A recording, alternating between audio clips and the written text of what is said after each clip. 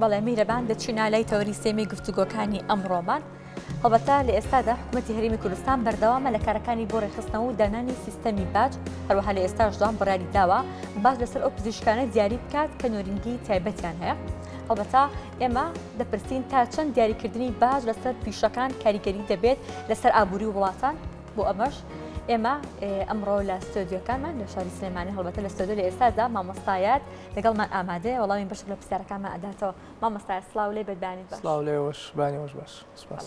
مامۆستا با سەرتا لەوە دەست پێ بکەین لە هەرێمی کوردستاندا تا چنێک توانراوە سود لە سیستەمی باج وەربگیرێت، دواتریش سیستەمی باج لە هەر وڵاتێکدا لە هەر ناوچەیەکدا کە هەبێت تا چنێک خزمەت بە ئابووری ئەو شوێنە دەکات.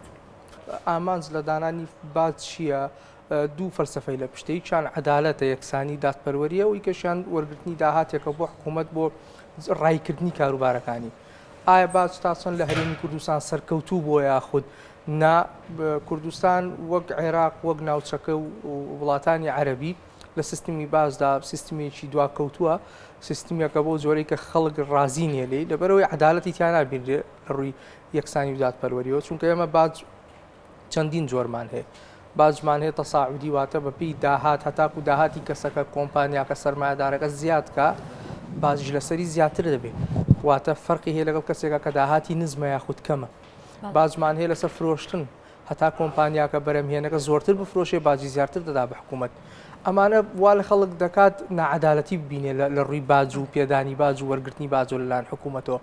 لە وڵاتانی ئەوروپی ئەگەر مقارنە بکەین لە وڵاتی سوید بێ نەرویج بێ هەر وڵاتێک بەمانە ساڵانە زۆر جارە بینی ڕێژەی باجەکاتە لە سایە 50، یعنی ڕێژەیەکی زۆر زۆرە لەسەر داهات، بەڵام خەڵکەکە ئامادەیە و باجە بدات. بۆچی دەگەڕێتەوە بۆ خزمەتگوزاریانی کە دەوڵەت پێشکەشی دەکات لە بەرامبەر وەرگرتنی باج.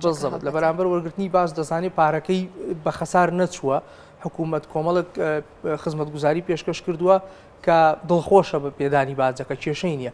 بەڵام دەبینین لە وڵاتە دواکەوتوانە کێشەکەەوەی خەڵک باجی جێدا، بەڵام بارودۆخی ژیانی نەگۆڕاوە، یعنی لە ڕووی تەندروستی، لە ڕووی ژینگە، لە ڕووی پەروەردە، لە ڕووی هەموو سێکتەرەکان دەبینیت هەر خراپ و خراپتر بووە، بەڵام باجەکەش هەر وەرگیراوە ئەی لە چیدا خەرج دەکرێت. ئەمە پرسیارەکەیە. و لایەنێکی تر یعنی فەلسەفەی ئەم وڵاتانە بە حەقت لە ڕوانگەی وەرگرتنی باج کۆکردنەوەی باج بە ئامانجی ئەتوانین بڵین خزمەت نییە پاراستن، ئاڵێ من حکوومەتم دەوڵەتم دەسەڵاتم لە پێناو پاراستنی هاوڵاتیەکاندا باج وەردەگرم، نەک لە پێناو خزمەتکردندا. ئەمە جیاوازیە لە نێوان وڵاتانی ئێمە یاخود وڵاتانی پێشکەوتوودا. دکتۆر دیارە با بڵێن باج لە هەرێمی کوردستانە تا چەندەوەکو سەرچاوەیەکی داهات سوودی لێ وەرگیراوە؟ بە حەقەت نەیتوانیوە کاریگەر بێت، لەبەرەوەی عێراقیش و کوردستانیش بەتایبەت بە ڕێژەیەکی زۆر زۆر لەسەر و لە سەتانەوە پشت دەبەستن بە فرۆشتنی نەوت، داهاتی نەوت. بۆیە دەبینین لە بەگەڕخستنی وڵات و پێدانی موچە و پێداویستیەکانی بودجەدا پشت بەو دەبەستێ، پشتی بە باز نەبەست و یان پشتی بە سێکتەرەکانی تر لاوازە. بۆیە دەبینین لە کاتی بوونی قەیران و نزمبوونەی نرخی نەوتدا حکوومەت دەسەوەستانە داهاتی بەدەستەوە نیە ناتوانێت موچە بدات. ئەمە پێمان دەڵێت کە باج بە هیچ جۆرە کاریگەر نەبوو، کۆکردنەوەی باج نەیتوانیوە بەشدار بێت لە کاتە دکتۆر با پرسین با سیستەمی باج لە عێراق و لە هەرێمی کوردستاندا کام سێکتەرانی گرتوتەوە بەسەر هەموو تاکێک و بەسەر هەموو چینێکی بەتاکید خۆی بەپێی یاسا بەڵێ بەپێی یاسا بەسەر هەموو سێکتەرەکاندا بازدانراوە یاخود بڕاوەتەوە، بەڵام ئایا تا چەند پابندن؟ ئێمە گەورەترین کێشەکە ئەم کابینەی نوێژ هەیەی تا ئێستا مۆڵەتیشی دانا بوو کە باج لەو کۆمپانیانە وەربگرێت کە چەندین ساڵە باجیان نەداوە. کۆمپانیای گەورەی نەوتیەکانمان هەیە، کۆمپانیای چیمەنت و کۆمپانیای گەیاندن و پەیوەندی و ئینتەرنێت و ئەمانەمان هەیە کە چەندین ساڵە باجیان نەداوە، دوایان خستووە. ینی ئەمەیشەکە لەو کێشانەی کە حکوومەت هەیەی نەیتوانیوە وەری بگرێت. ئێمە بیرمان نەچێت باج شێوازی ڕاستەوخۆ و ناڕاستەوخۆ. جاری وایە حکوومەت باز دەخاتە سەر شمەک و کاڵاکان یاخود خزمەتگوزاریەکان، ئەمەش دووبارە بێتەوە قورسایی لەسەر هاوڵاتی. ینی ئەمەیەکێکە لە کێشەکان بۆ نمونە کارتێکی ئینتەرنێتە یان تەلەفۆناتە ئەوەی کە لە بازار دەیکری بە 5,000 تیا و بە 6 دەیکڕی، ئەم 1000 دینارەکە حکوومەت وەکو باج لەسەر کۆمپانیاکە دایناوە، کۆمپانیاکە ئامادە نییە لە قازانجەکەی خۆی بیدات، ڕاستەوخۆ خستێتە سەر کڕیار، ینی باجەکە کڕیار دەیدا. لە تازەترین بڕیاریشدا کە باز لە کەرتی تەندروستی دەکرێت حکوومەتی هەرێم باز دەخاتە سەر پزیشکان، ئایا ئەمەش نابێتەوە دووبارە بە قورسایی لەسەر هاوڵاتی؟ ئەو پزیشکەکە باز دەدات ئایا باجەکە ناخاتەوە سەر گیرفانی هاوڵاتی؟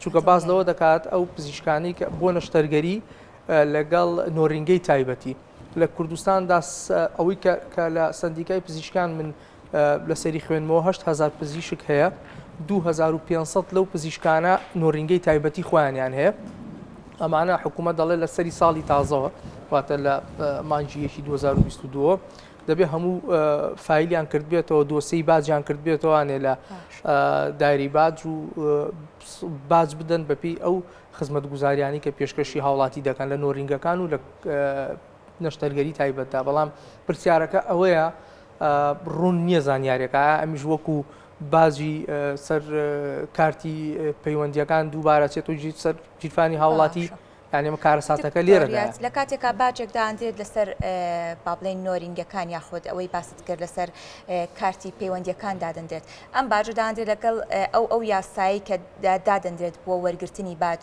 لەو کەرتانی یەک ناگرێتەوە بڵێ ئەزانین چۆنە خۆی یاساکاڵێ بە دیێنانی دادپەروەری دووەمیان سەرچاوی داهات بۆ حکوومەت بەڵام لێرەدا دەبینین سەرچاوی داهات بۆ حکوومەت بەڵێ حکوومەت داهاتەکە وەردەگرێت باجەکە وەردەگرێت بەڵام دادپەروەرەکەت نەخێت هەژارتر دەبێت دەوڵەمەندتر دەبێت ئەوە کێشەکەی کە لێرەدا دەبێت حکوومەت بە جدی پێداچوونەوە بکە باج لەسەر داهات تەساعودی بێوەکو وڵاتان هەتاکو ئەو کەسەی موچەکەی زۆر و زیاترە کەسێک 7 ملیۆن تا 10 ملیۆن دینار موچەی بێ یاخود داهاتی مانگانەی بێ لەگەڵ کەسێک 500,000 بێت ناکرێ وەکو یەک بێ یاخود باج یەکسانی تیابێ نەخێر لێرە دابێت جیاوازی باج هەبێت ئەویان زۆرتر بدا ئەویان کەمتر بدا بەڵام بەداخەوە تا ئێستا نەیتوانیوە ینی تا ئەم دەقەی من قساکەم باج چالاک نییە لە کەرتی ئابووریدا لە حکوومەتی هەرێم و نەشی توانیوە بێتە سەرچاوەیەکی داهات بۆ ئەوەی پشتی پێ ببەسترێ و بەرامبەر باجەکەش خزمەت گوزاریی بەرچاو نییە واتە هاوڵاتی هەستی پێ بکە بڵێ منم باجەمدا ئەمە خزمەت گوزاریەکەمە بۆیە کێشەم نییە لە پێدانی باج بەڵێ دکتۆریات نەوزاد ئەندامی دیسکی ئابووری کوردسات نیوز لەگەڵمان ئامادە بوویت لەسەر ئەم بابەتە قسە و گفتوگۆمان کرد سپاس بۆ ئامادەبوونت بەخێر هاتووە لەسەکان خۆش بێت بەڵێ